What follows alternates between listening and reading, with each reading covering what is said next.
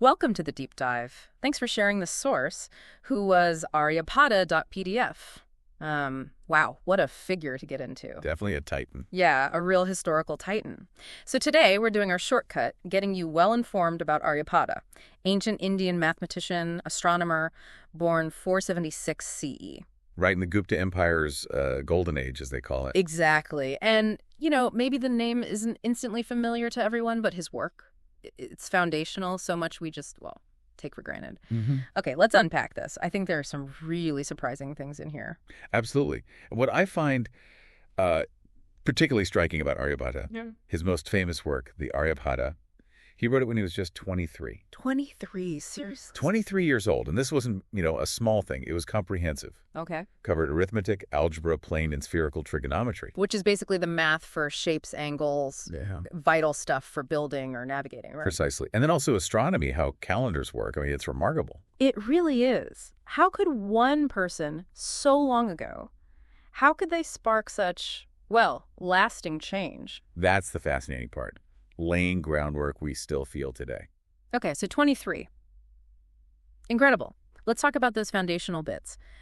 The source really hits hard on how revolutionary his work was, especially with numbers. Oh, yes. What was so different about his approach to zero and, our number system? Well, this is where it gets really, really interesting. Aryabhatta didn't just use zero like a placeholder, an empty spot. Okay. He treated it as a number, a real thing within this sophisticated place value system. Right. So the position of the digit matters, like in 10 versus 100. Exactly. Before this, imagine trying complex math without that concept of numerical nothing. It was tough. Lots of systems struggled with big numbers or needed totally different symbols. Yeah, I can see that. His innovation it transformed mathematics. Yeah. Made it possible to write any number with just 10 digits, zero included. And that decimal system, that's basically ours, isn't it? It's the direct ancestor. Yeah. A true eureka moment for math. It paved the way for algebra, for computer science eventually, centuries later. That's just mind-blowing. And it wasn't only zero, was it? The source mentions pi, trigonometry. Right. He estimated pi at about 3.1416. Which is incredibly close for back then. No computers, obviously. No computers. His method was pretty sophisticated geometry, calculating the perimeter of a many-sided polygon, like 384 sides, drawn inside a circle. Wow.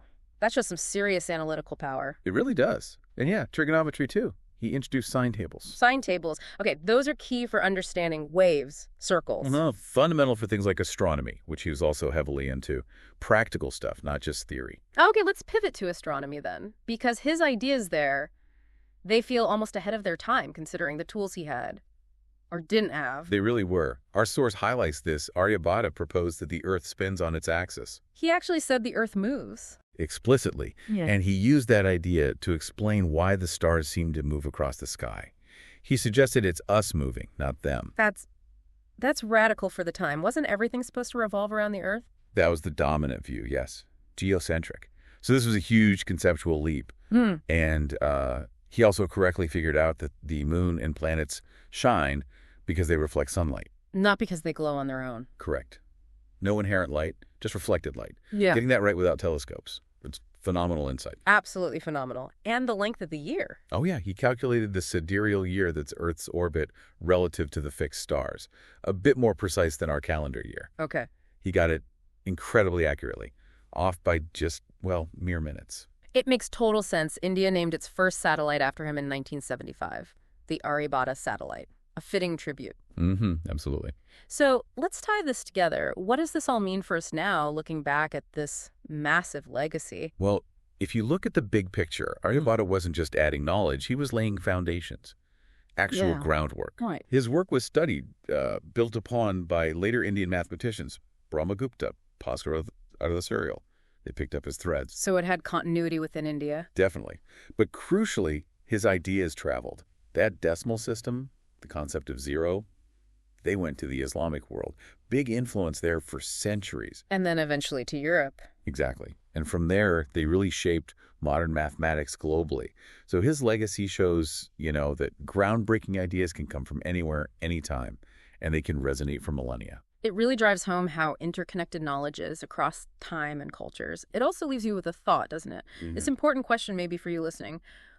What other fundamental ideas, concepts we rely on every day were actually forged way back by minds like Aryabhatta's? Ideas we might be building on without even realizing their ancient roots.